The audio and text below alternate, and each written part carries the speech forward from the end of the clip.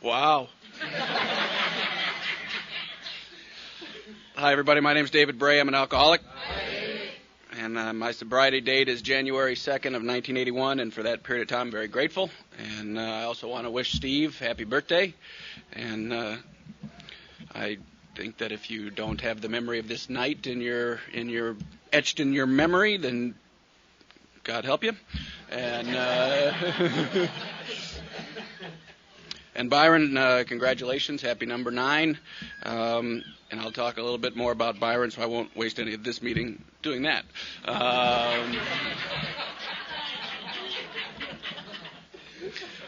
One of the things that's happened since I came through the doors of Alcoholics Anonymous on the second day of January 1981 is, it's amazing to me the power of these 12 steps. It's amazing to me the power of when I surrender to what goes on in these rooms. And I think about tonight, I think about the people that kind of were here that led me through this path. And the man that today is leading me through the path of Alcoholics Anonymous in these 12 steps. See, I'm an alcoholic, and that's the one thing that today is not up for debate. And it's really the one thing that every morning I wake up and I thank God that today I know what's wrong.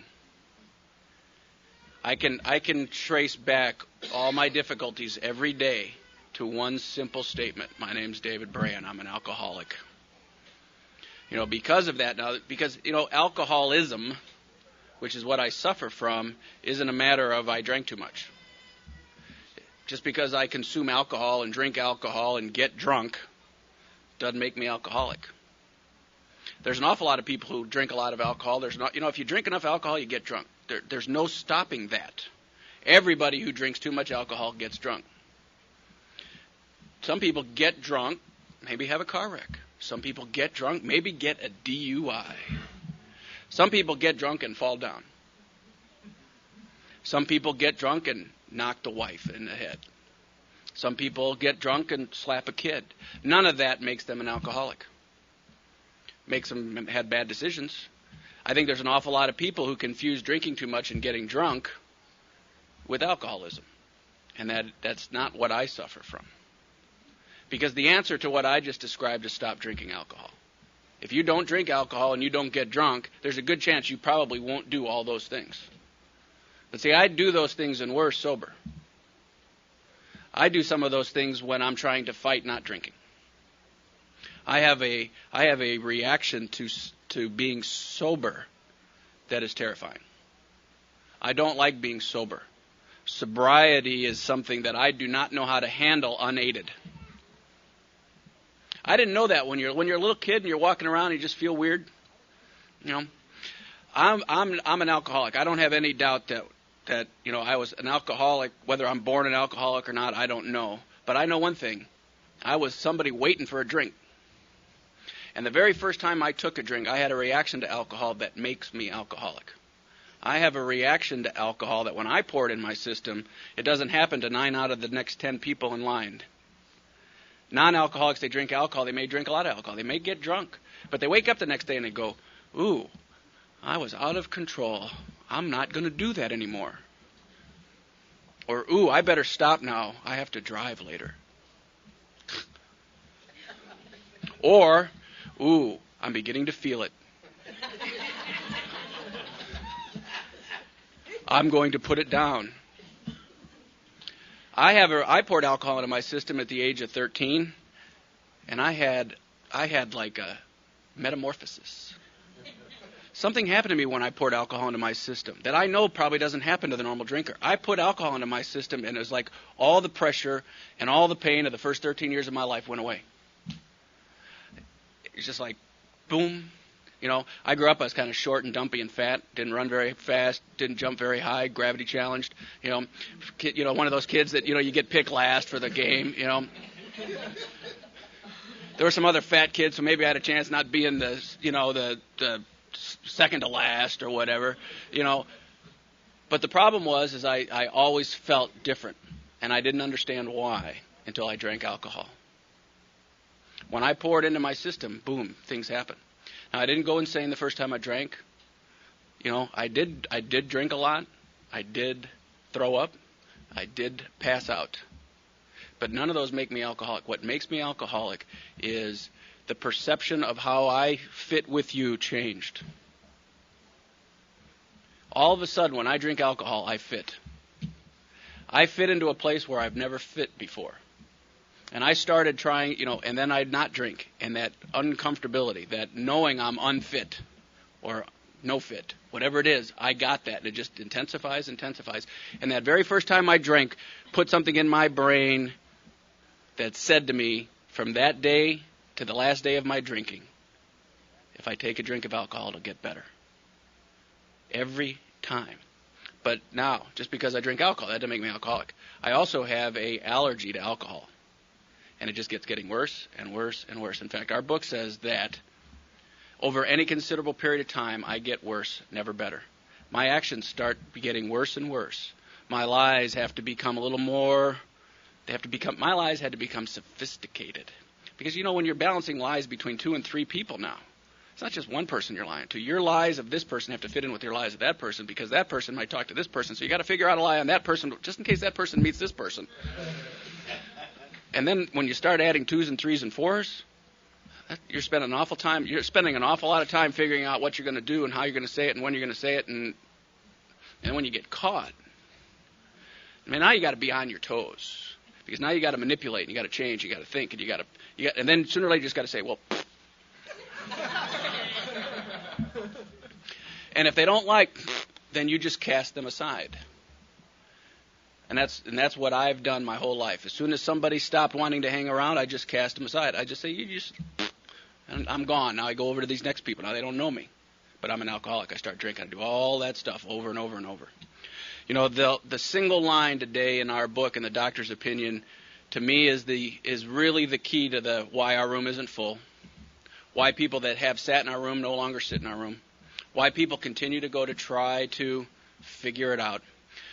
In the 4th step, our book says that when the spiritual malady is overcome, I straighten out both mentally and physically. I suffer from a spiritual malady. Now, if you would have said to me that's what I have, I would have denied that. But the doctor's opinion says that unless this person that describes the alcoholic over and over, drink over and over, the sprees, the phenomenon of craving over and over, we end up making a phone call late at night to maybe a daughter and said, I just want to say goodbye. The pain of living drunk and the pain of living sober become more than I can bear. And what the doctor's opinion says, that unless this person experiences an entire psychic change, very little hope of his recovery. Now, psychiatrists can't do it. Doctors with pills can't do it. They might slow us down to where, we're not going to get any spiritual experience. We're just not moving fast enough to cause a hell of a lot of trouble. You right before you're about to, you just fall asleep. But that's all they know. They don't know. Because they don't understand the disease of alcoholism. They think the problem is drinking alcohol. They say, stop drinking alcohol. I can't tell you how many people lined up. Dave, just stop drinking and you'll be all right. If you just stop drinking, you'll be all right. And I knew that they didn't know. I've tried not drinking. Life becomes so unbearable sober, I can't stand it. And now I have to live a lie. I have to live a lie sober, and I have to try to protect myself drunk. And when you get to a place where drinking is no good and sober is no good, that's alcoholism. And many of us go insane or drink ourselves to death or blow our brains into the back of the bathtub because we just don't know any other. We don't know what to do. It's so unbearable, we just don't know what to do. Now, when you're 20 years old and you're at that moment in life and you're thinking, I'm only 20. It can't be this bad. But that's where I found myself. So this idea of this entire psychic change. You know what? In our history of the program of Alcoholics Anonymous, which is now, just simply 67 years old. And my sponsor, he's a great historian, and his sponsor is a great historian of our program, and not only of our program, but really the cures that have been tried about alcoholism. And they're talking now that there's a new piece of literature they found somewhere in the continent of Africa that is the archaeologists with all their scientific abilities have dated that there's now writing with the human race back to 7,000 years ago. So now the human race has been walking around for 7,000 years of recorded human history, and we just happen to be in the place of the last 67 where there's a cure for alcoholism. Now, what that book says is that if I don't have an entire psychic change, there's very little hope of my recovery. Most alcoholics never even get a chance at it. Most alcoholics who call the daughter go home and blow their brains out. Most alcoholics don't call the daughter. Most daughters wake up and they find out what's gone on. Most husbands, most wives, most children, most mothers, most parents, most grandparents, alcoholism just consumes those people. So my job up here, that's my introduction to my talk. So, the thing that AA is built on is just one alcoholic talking to another alcoholic. That's what AA is built on. That's what Bill Wilson did when he went to talk to Dr. Bob, and Bob stopped drinking on June 10th, 1935. It was one alcoholic talking to another alcoholic. And the power of one alcoholic who's sober with an answer. That's what AA is. One alcoholic who's sober with an answer can look into the eyes of another alcoholic who's not sober and does not have an answer and say, if you want it bad enough, there's a way out. If you don't want it bad enough, we probably can't help you. And that's just that's the life and death choice that alcoholics make. Most AAs, most people that walk through this door, and we've recognized it in the 7 years of our group, and every other group that's ever been an AA group, most alcoholics come through our door and the price is too high. Because to have sobriety means an entire psychic change. Now, my sponsor made, do I got to call Miss Cleo? What is that? I mean, I don't get it. What we find out is, that's too woo-woo for me. Entire psychic change. We're going to take you in the back.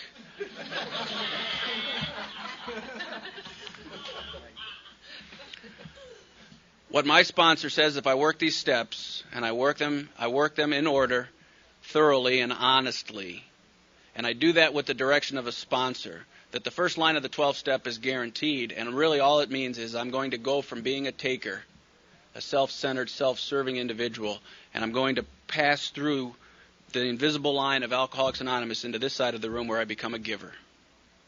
Now, my process that if I'm going to keep the gift is I have to remain one. There's an awful lot of people that pass and they get a little across and they give a little bit, and then the brain kicks back on. Ooh, the stack, it's out there.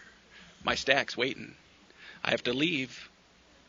I can't. Oh, you want me to go to a meeting? Nope, can't do that. Call the spot? Nope, can't do that. I'm busy. Go to a meeting? Nope, football game.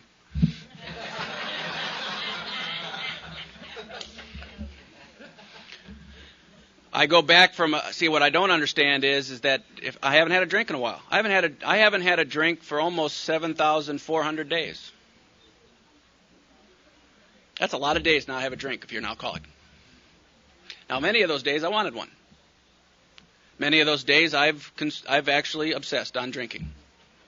Now, the time between one and the other is getting farther and farther apart, but I'm an alcoholic sooner or later. You know what? You pass, but you just, for whatever reason, you just, the right time, wrong place, whatever. Little flashy lights. I love the flashy lights. Little whispers coming from that dark room. Ooh. Now, I'm an alcoholic. See, I have an obsessive mind. I have tunnel vision. I don't see over here responsibility, family, job, wife, kids, grandkids. I don't see all that. Twinkly lights. Ooh. She might be in there. I don't know who she is. I'm still. Ooh. Maybe, it's unbelievable. It's unbelievable how my mind does this. And sooner or later, if I don't have the ability to meet a commitment that I've made to a sponsor or to a home group, and I stay on that tunnel vision, I'm out of here. And that's what happens. So why does this psychic change occur? Because I get in line. I say yes to a sponsor. I get to a place where the book talks about I've become hopeless. Our book uses the word hopeless several times. In the 12 and 12, it actually says that in the early days of AA, only the desperate actually made it here because they were really the only ones who could make the admission of hopelessness. And it even went on further to say that even most of these desperate ones couldn't do it. And today, I don't believe that has changed because only the desperate ones really stay. Only the ones that can actually admit hopelessness stay. I don't know why that is. Well, yes, I do. It's alcoholism. So now, my story started, like I said, I took my first drink of alcohol when I'm 13 years old. I didn't know that I'm going to become an alcoholic. I just know that drink tasted good. Actually, it really didn't taste good, but the effect that it had on me felt good. Now, I'm a guy about feelings. I like good feelings. I'm all about feeling good. So I spent the next 7 years of my life chasing feeling good at the cost of all other things. I grew up, I've got 2 older brothers, and my father was a professional ball player for the Chicago Cubs minor league system, so sports was a big part of our upbringing, and that's what we did. We competed in sports. My father taught me the fundamentals of sports. I know how to shoot a basketball, I know how to throw a football, I know how to throw a baseball. I'm not too good when you elevate me. If I'm up on skates, that doesn't work very well, so I stay away from that kind of stuff. I picked up golf when I was about 13, and right after about that first drink, and I started becoming very good at golf. By the time I was a senior in high school, I was playing down to a 1 handicap, and I was competing in some of the tournaments around the Chicago area, and it looked like golf was going to be a deal that might get me somewhere. I was competing against guys at that time that are today out on the professional tour, and at that moment, I was playing as well or better than some of them, but I'm an alcoholic. And sooner or later, in alcoholism, you will begin to choose. You will begin to force to have to choose. Because if you're going to do something, you have to commit to it. Now, alcoholics, we feel, society says, boy, those alcoholics, they're weak. No willpower. I'll tell you what, it takes an awful lot of willpower to hang in there. Most of us hang in there. We shoot way past the mark. We hang in there. And we got a lot of willpower when it comes to booze. We don't have a hell of a lot of willpower when it comes to most other things because we're thinking about booze. And so sooner or later I start giving things up, and that's exactly what's taken place. My freshman year in college, I was on the golf team in a junior college, and we won the Illinois State Junior College Championship, and they flew us off to a tournament in Odessa, Texas. And I stayed sober the first 2 days of the tournament. You could either make the cut. It's a 4-day tournament, and after 2 days, half the field's eliminated. You could either make the cut as an individual, you could make the cut as a team. Now, the team didn't make the cut, but I made it as an individual. And on that second night after the tournament, I took a drink. And I almost didn't make the tee time for the next day. I showed up with less than 14 minutes of sleep, so hungover that I'm hitting 3 balls. And they're all on this.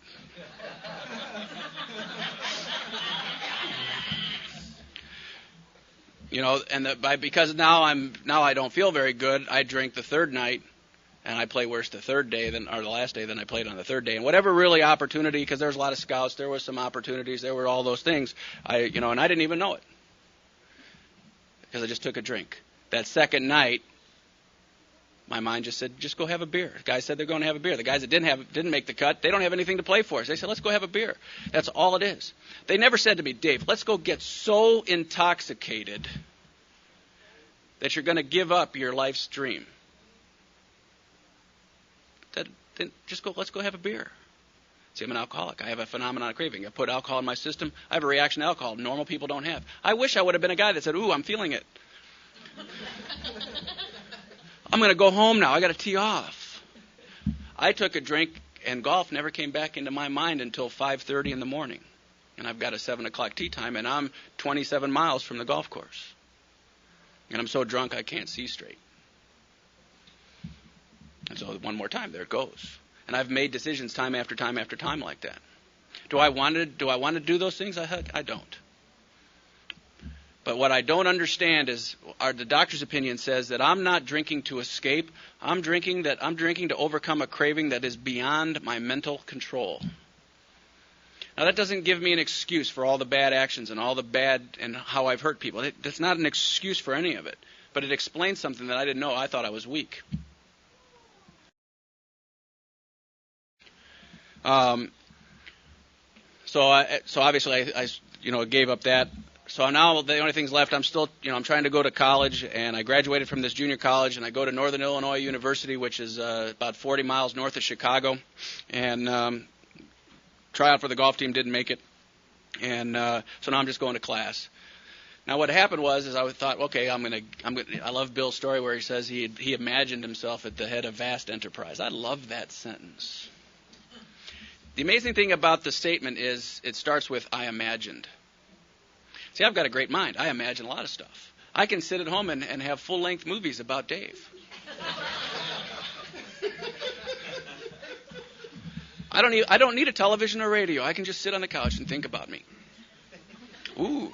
Ah. I've done it again.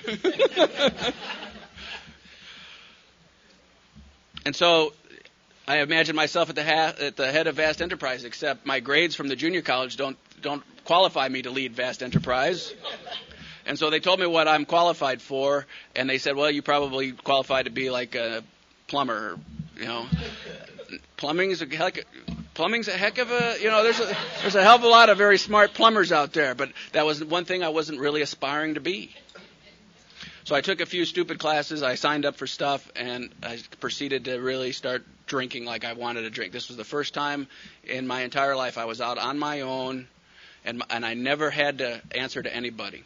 And I drank every night as much as I could drink whenever I could drink it.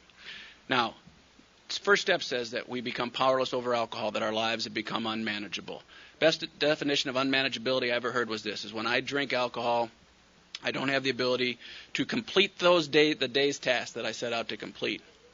Or that when I drink alcohol, for whatever reason, I can't stop from doing the unspeakable actions that I do, and I never even wanted to, didn't have no intention to hurt the people I did. I don't either do the things I should do, or I do things I know I shouldn't have done. I don't know a better definition of unmanageability than that. And when I drink alcohol, there's three, at this point, there's only three endpoints. I run out, I black out, or I pass out. And that's it. When I start to drink, those are the only three things that will occur. I ran out a couple times. I drank, there was one option, stop drinking or drink like a warm Pabst Blue Ribbon beer with sand in it. I love sandy beer. I need a drink. I was at a bar and I was out of money, and obviously I was out of friends because they weren't going to buy me anything. I asked a bartender that he had just wiped up spilled goo on the bar top. I said, would you bring that out in a glass? Maybe I could. Have you ever had like corn chip? I need a drink. I need a drink. That's just what I don't know. I need a drink.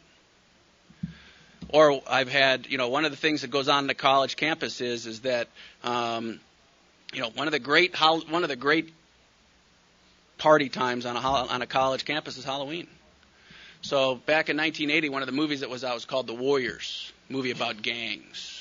And so me and a bunch of goofs that I was hanging out with, we decided we were going to go as the Baseball Furies. It was one of the gangs in the movie The Warriors. And so we dressed up like the Baseball Furies. We got baseball uniforms and painted our face red and white, got baseball bats. And I didn't have a baseball bat.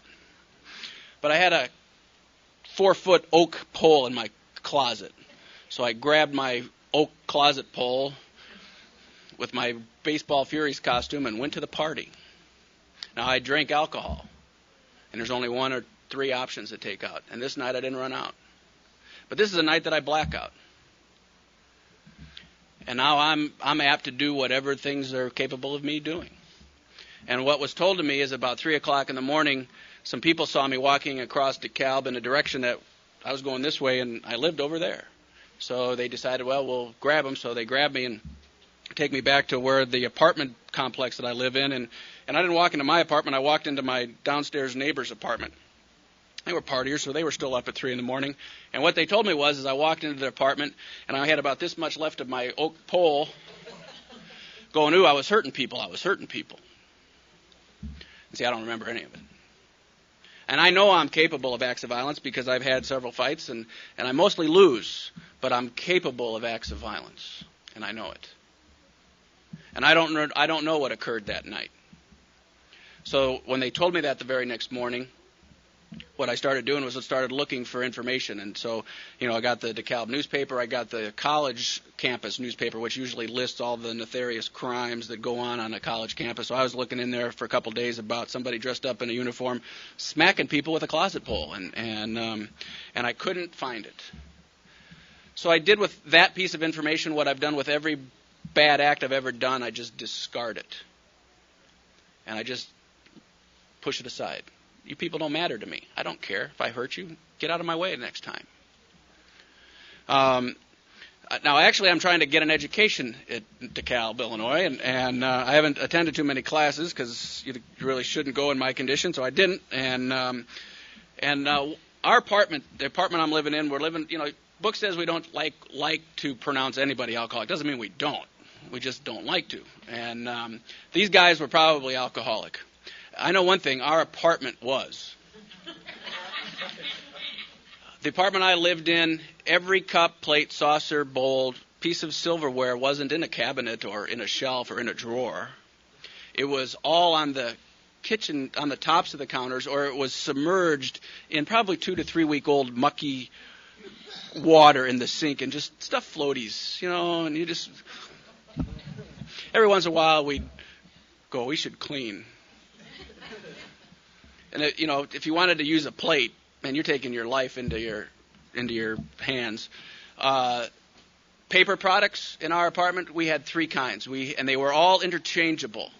They all could act as any of the others. We had paper towel, we had coffee filters, or we had toilet paper. And at one time, any of them could be any other 3. Mr. Coffee became a good friend of mine. The carpet in our living room, because we had a lot of guests. We had guests over, and it had that kind of glistening, kind of alcoholic, sticky, gooey crunch to it. You'd walk out and the footprints would still be in the carpet. It was late November, and I came to one morning, and my face was in the carpet. And I had an intuitive thought, I got a test. I didn't know why, but I knew I had a test, so I better go to my class and I wasn't prepared, you just go take the test. And so I looked out the window that morning, and the sun was shining, and so I put on my uniform of the day, which I'd consisted of. At this time, I weighed 160 pounds, or 165 pounds. I've never seen that weight ever again. And so I put on I had a shirt that I had cut the sleeves off of that actually proudly across my chest proclaimed "Free Me." Put on my pair of shorts and grabbed my number 2 pencil, put on my thongs, and I walked to class.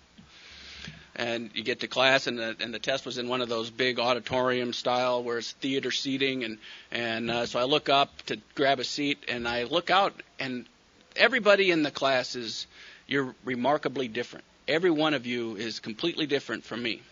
Every single one of you are in heavy winter clothing. I mean, not just like a windbreaker.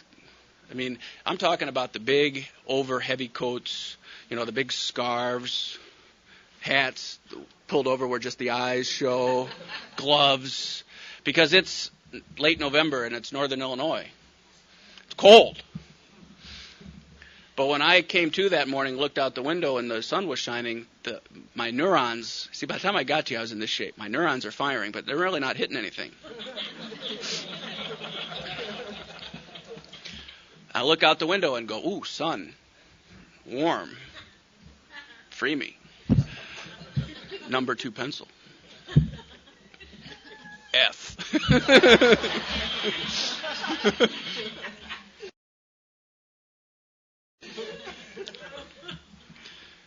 I didn't have a job that semester because I didn't want one, and I still had parents that would send me money, and they did, and so I didn't get a job, but that semester ended, and my free life was over, and so I go home for the Christmas break, and by this time the relationship between my parents, my mother, my father, is strained because I'm an alcoholic, and it's not just once or twice or a dozen times, it's just countless times where I've stolen their stuff. I've allowed their home to become a campground for thieves, and their home has been ransacked, and I've had numerous accidents with my father's automobiles, and I take his money and I take his stuff, and I lie to him, and I strip him of his dignity. I take from him everything that he holds dear because I'm an alcoholic. Did I ever set out one day to do those things? No. But I'm an alcoholic, and I ended up doing those very things. You know, the book talks about that frothy emotional appeal for alcoholics seldom suffices. And I have a clear recognition one day of froth. My mother standing because I had to take her to work, and I remember her clearly just yelling at me, "Stop drinking! You're driving us insane!" And those little puddles of white spittle were collecting at the corner. That's froth, man. So she was having some serious frothy emotional appeal that morning. It didn't suffice, I can tell you.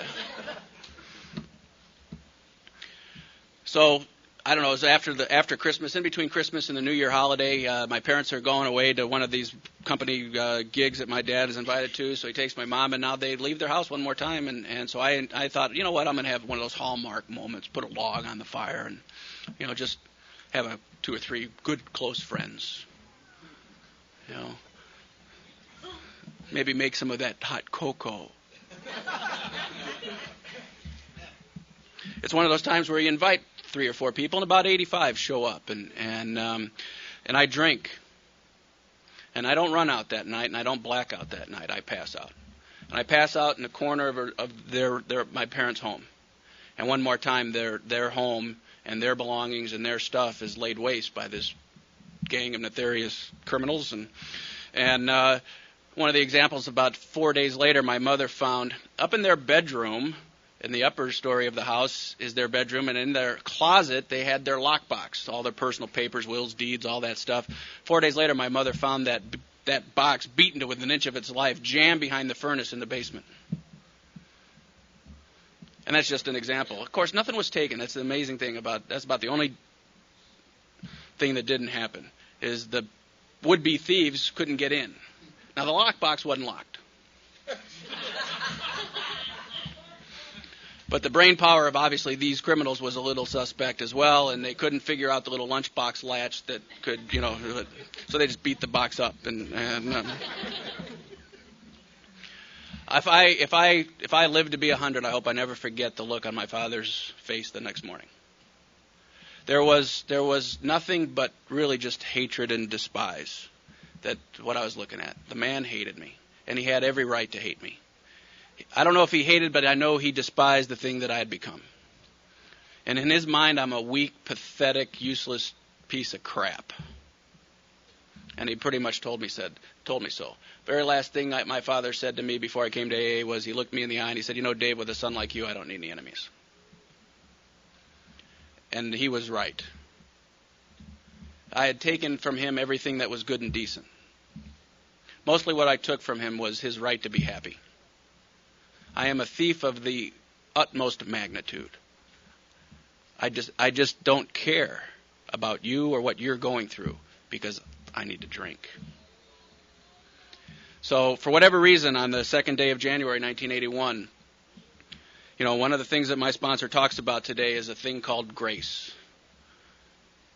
And the definition that he uses of grace is it's an unmerited gift. I didn't earn it, don't deserve it. I kind of chuckle to myself when I hear somebody say, "Man, I deserve AA." I don't deserve the right to be amongst good people like you. I should be in prison with people like me. I'm a thief. I'm a liar. I'm a person who commits acts of violence. I have no regard for the human beings I'm walking around with. And for whatever reason tonight, on this night, on the 23rd of November, 2002, I'm standing in a meeting of Alcoholics Anonymous, sober. And I know that within a very short distance of here, there's an alcoholic getting started again. Just about time, man. It's the witching hour. It's just about time to go get it. And that alcoholic might be coming up with a very good reason to drink. They had a bad day. But on the other side of that alcoholic is daughters and husbands and wives and children and grandchildren. And they're going to have one of those nights. And for whatever reason, now we stand here and we're sober. And our families are next to us.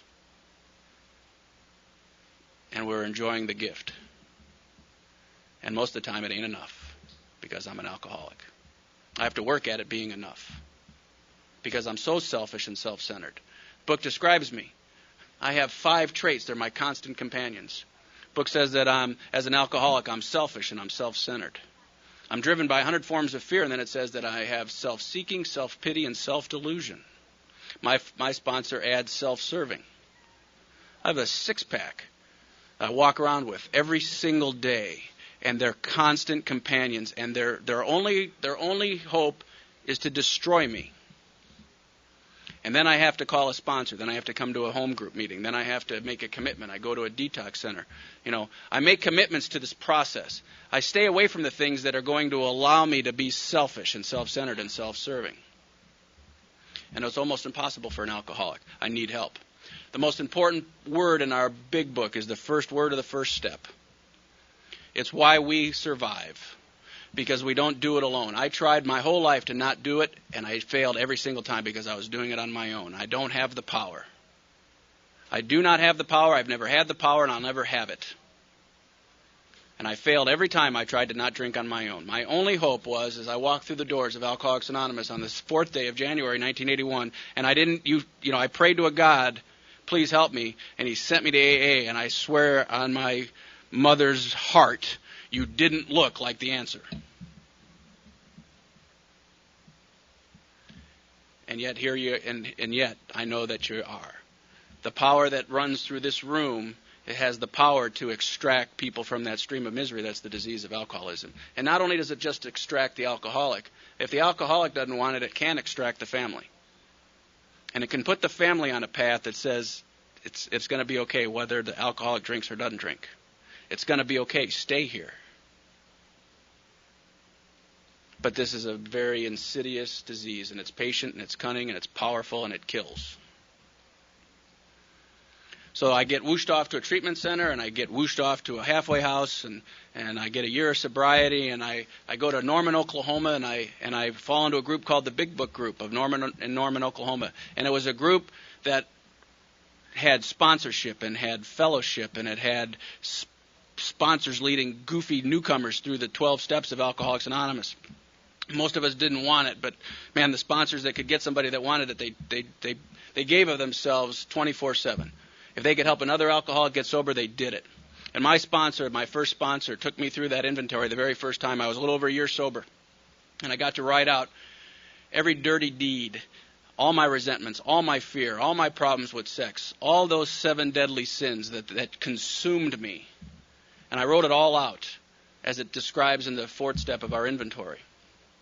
And I put it on paper, and I walked up his step, which seemed that day a mile long. And I told that man that entire inventory. I heard somebody describe the inventory as, our whole life of alcoholic drinking and using is just a long exercise of discarding bad acts, bad actions, bad thoughts. And it's like you come home and you dump your crap in the backyard and you pull the drapes, don't look at it. And you do that every single day. And then you get sober. Sponsor comes over one day and pulls the blinds. And you look out in your backyard, man, it's full of crap. It's a big pile out there. And the inventory is going out into that backyard and taking that big pile of crap and making it a lot of little piles of crap. And you stick a flag in every little pile. Resentment, resentment, resentment, fear, fear, fear, fear, sex, sex, sex, sex, fear, fear, resentment, resentment, resentment, resentment, man. Now you look out and it's a lot of little flags and little piles. 5th step is getting somebody stupid enough to go out into the backyard with you while you tell them about every little pile.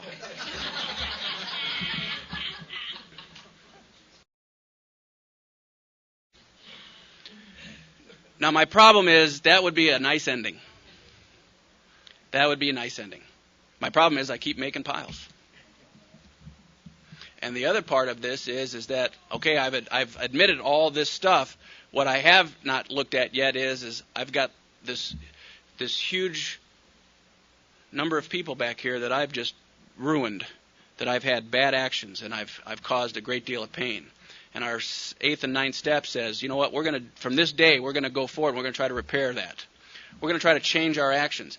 The word amend, you know what, I'm so grateful my sponsor said, you will never say you're sorry again. That's all I said. I'm sorry. It's like, pull the doll. I'm sorry. I'm sorry. I'm sorry. I'm sorry. Sooner or later, they start agreeing with you. You're right, man. You're sorry. You're a sorry piece of crap. We know. So what my sponsor said is, you're never going to say that again. You're going to admit you did wrong, and that you're there to change it, amend it, make it right. That's what amends are. We have to make it right. That takes action, and that takes commitment, and that takes a courage I do not have, because it's going to reduce my pride. And see, the only thing I had left to you when I came to Alcoholics Anonymous was image. That's all I had left. I just had image. I could act cool and talk cool. When I first got to AA, my language was terrible. It's not much better. But I'll tell you, when I spoke, it was all little short phrases that had a lot of 4-letter words in it and phrases that began with mother. And that's how I spoke to you, and I didn't care where I was. I could lie to anybody. I'm a Reformed ex-Catholic. I knew I was going to where you shouldn't be going. I used to go into those confessionals and lie to the priest just to see if I could get him to go, ooh.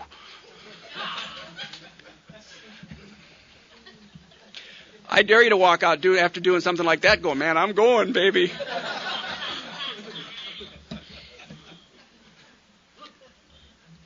I am pathetic. I am a loser. When I got to you, my scorecard read 0. And so this sponsor started taking me through how do you change a life? See, the great thing that our forefathers in Alcoholics Anonymous did is they wrote it down. I don't have to come up with anything. I just follow the instructions in the big book. I don't have to come up with no new guides. I don't have to wait for the next smart person called psychiatrist to come. I don't need Dr. Phil to tell me what to do. I am an alcoholic. All I need is these steps and a sponsor who has the courage to tell me the truth. Now, what I do with that is my choice. And I'll tell you what happens. For most alcoholics, the truth is so unbearable, I'd rather not have it told to me. So I'm going to go someplace where they don't tell it to me. They say things like, oh, be good to you. Go have a nice day. Don't drink. Call me if you need me. I thank God I had a sponsor who pretty much, in fact, I'll tell you, my first sponsor, he came to me one time and he had a request, which was a direction, which I said no to. And he came from a different plane, I think. He said, well, do you want to step outside?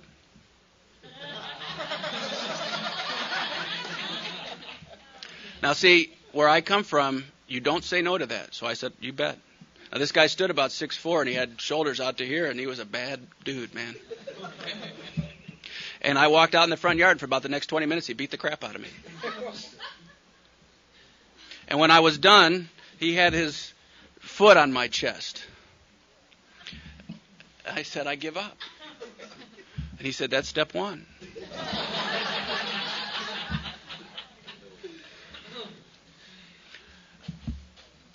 I didn't know that you could go to like sponsor police and say, man, that guy committed a crime. I didn't have anybody videotaping it.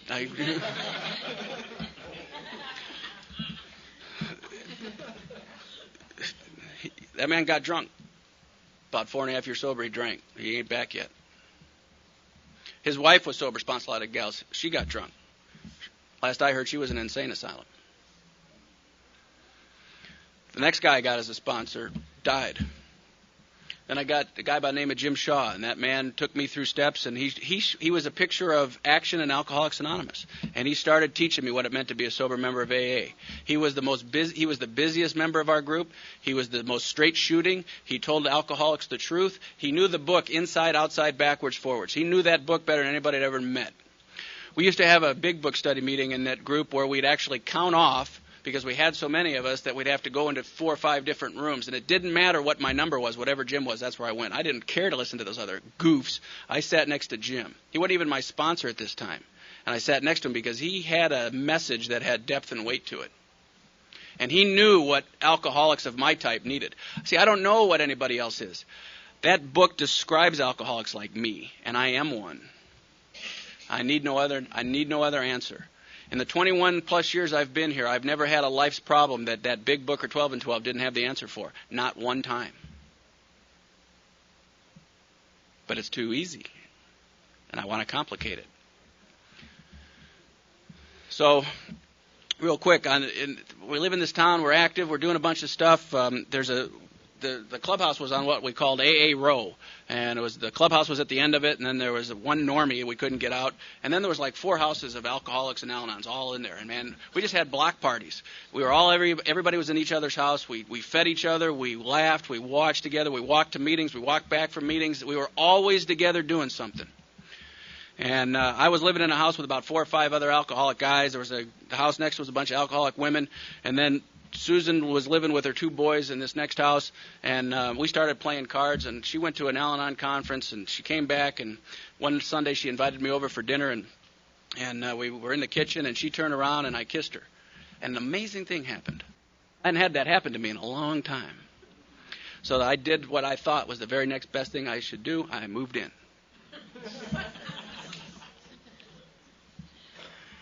We were going along for a little while, and one night we're laying in bed, and she asked me a question. It's a bad question. And women, I suggest you never ask this question. Don't ever erase this question from your mind. She goes, "Baby, what are you thinking?"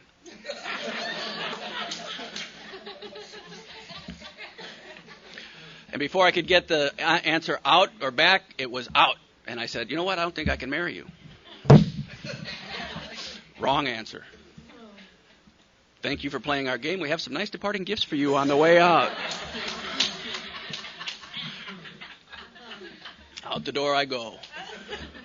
Now, at this point, like I said, Vinoy had always been Susan's sponsor. At this time, Jim and Vinoy had moved to town, and so Susan just, she moved into Vinoy's house, and I'm out the door, and I'm just crazy, and the next day I wake up at the next Saturday night meeting, and at this time, our Saturday night meeting is a lot like our Saturday night meeting. After the meeting, the plan was always go over to Jim and Vinoy's house, and we'd just have fellowship. We were playing Trivial Pursuit. Was big. Just at that point, it was just coming out, and man, we'd just play Trivial Pursuit all the time, and we would just have a ball.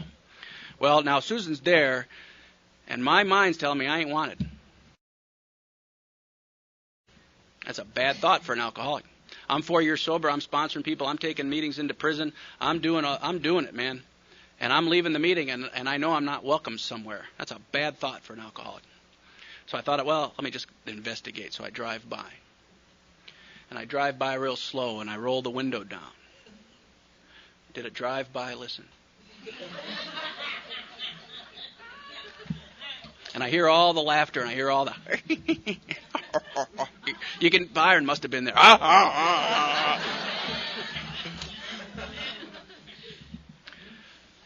And the very next thought was, screw it. And right after that, the next thought was, let's go get drunk. I'm 4.5 years sober. And it's just that quick. I'm active. And I'm sober. And just like that, it's like this curtain came down. And there ain't no AA. There ain't no sponsor. There ain't no sponsorship. There ain't nothing. There's just anger. And it's undirected, and it needs to be pointed at something. And the only thing I could point it at was, well, it's always been my answer to every problem in life. And so I go, well, let's go get drunk. I have never had a drink in Norman. And all of a sudden, I couldn't. Where do you go to get drunk? I had to stop. I had to put the car in park and think, do people get drunk in Norman? And at that, while I'm thinking about where I couldn't get drunk at, the thought came, go see if Chip's home. Got another member of our group at that point. And I know tonight that if Chip wasn't home that night, he'd have a different speaker. I drove over, and Chip was home, and I walk in, and I blow snot and cry and take all of your inventories, and it was just one alcoholic talking to another alcoholic. And And I didn't drink that night. And the very next Saturday night meeting, Susan walked up to me. She had heard a joke, and she comes up to me and she goes, "What's the difference between a Yankee and a bucket of crap?" The bucket. And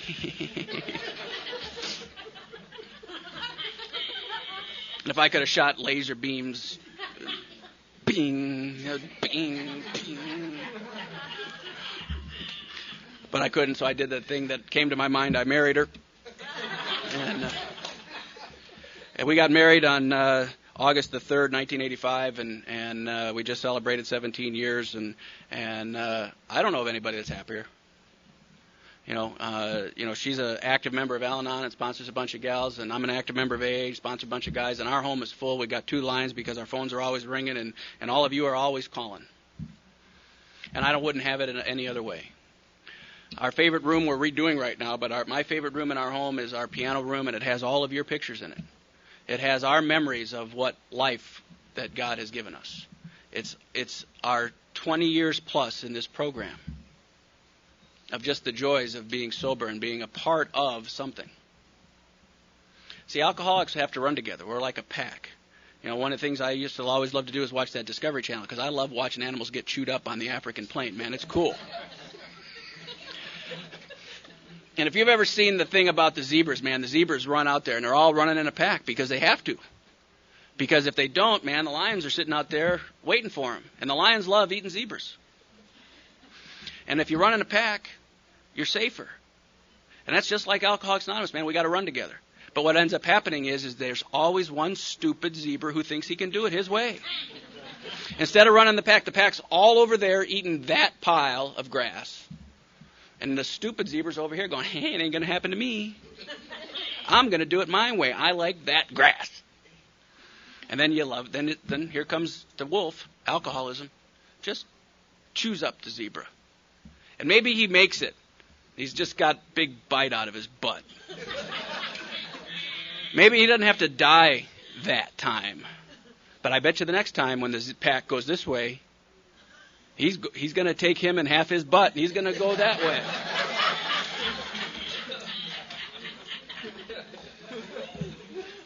But I'm an alcoholic. My mind tells me I should be running the pack. My mind tells me the pack ain't going in the right direction, and mostly my mind tells me I don't even need the pack. I can do it myself. I'm strong enough. And that's alcoholism. And we run in a pack, and every once in a while, one falls off, 2 fall off. Today, I'm surrounded by a lot of fat zebras, man. I'm in the middle, and I surround myself with a bunch of stupid other zebras, and let's go, man. We're going this way. Where are we going today, sponsor? I don't know. Let's go see the hyenas. I don't know. Down in Shawnee.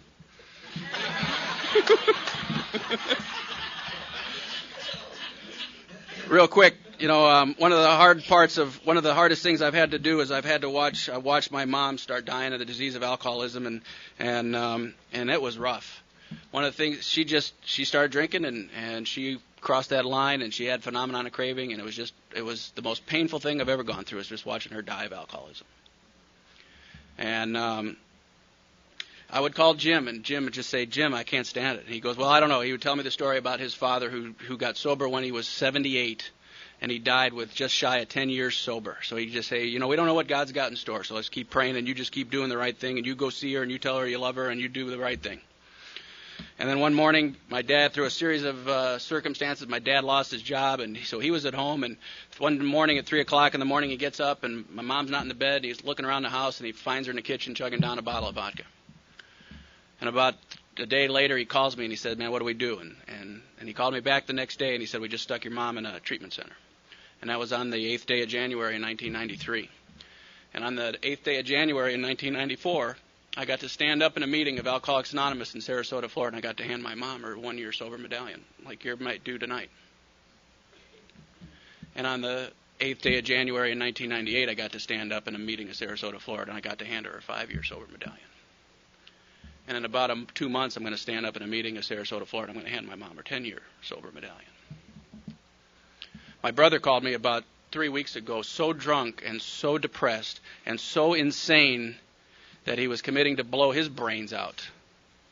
Alcohol runs rampant in my family. Now tonight he's got a couple of weeks sobriety. I don't know if it's going to last. People say to me, man, you should stop being so intense. You scare people. Well, sorry, that's probably not going to happen. I take sobriety very seriously. I take this program very seriously, and I really despise people who don't. Because alcoholism is an illness that kills people. Not only does it kill the people who have it, it kills a lot of people that have to stand by the people who have it. And it destroys us, and it destroys families, and it's serious business. Now, we have an awful lot of fun staying sober, but the fun comes after being part of. And one of the things our group stands for is let's tell the alcoholic the truth. We're going to tell you what you have and what you're going to need to do to recover from it. And there's going to be some requirements that are probably going to piss you off, and you tell you what, we really don't care. I've never been told one time in the 21 years plus I've been here by a sponsor to do something that treated me worse than alcoholism ever did. I've never been asked to rob a liquor store, beat up somebody.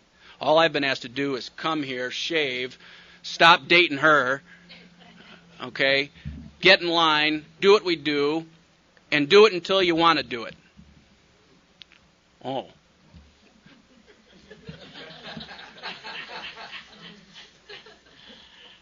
That's too much, man. I think I'm going to go over here and eat this grass. Susan got real sneaky, and on my 15-year sober birthday, she flew in my parents, and they got to see Alcoholics Anonymous at its absolute finest. And everybody was dressed up like tonight, and man, it was a Alcoholics Anonymous shine that day. And that weekend was about sobriety, and my father got to hear Jim speak, and that was Jim's last AA talk, and it was just a great weekend. And when we took him back to the airport, my father pulled me aside. This is 15 years sober. My father pulled me aside, and he said, Dave, he goes, I thought you had a promising golf career, but after this weekend, I know that you've been called to a higher order. And what took 8 years of my life to destroy, it took Alcoholics Anonymous 15 to repair. And it's because of a sponsor who told me how to do it and what to say and when to say it and not ask for money and not do anything other than be your father's son and treat him with dignity that he deserves and start telling him that you love him. And the relationship between my father and I has been repaired. I stripped and took everything that man had, and I treated it like garbage. And because of the principles of AA, I've been given my relationship with my father back, and I don't deserve it, and I shouldn't have had it. But the power of this program runs deep, but it comes at a price. Every morning I wake up, I thank God for this program. I thank God for the program of Alcoholics Anonymous. It's because of AA and people like you that today I have a relationship with God, and for that I'll always be grateful. Thank you.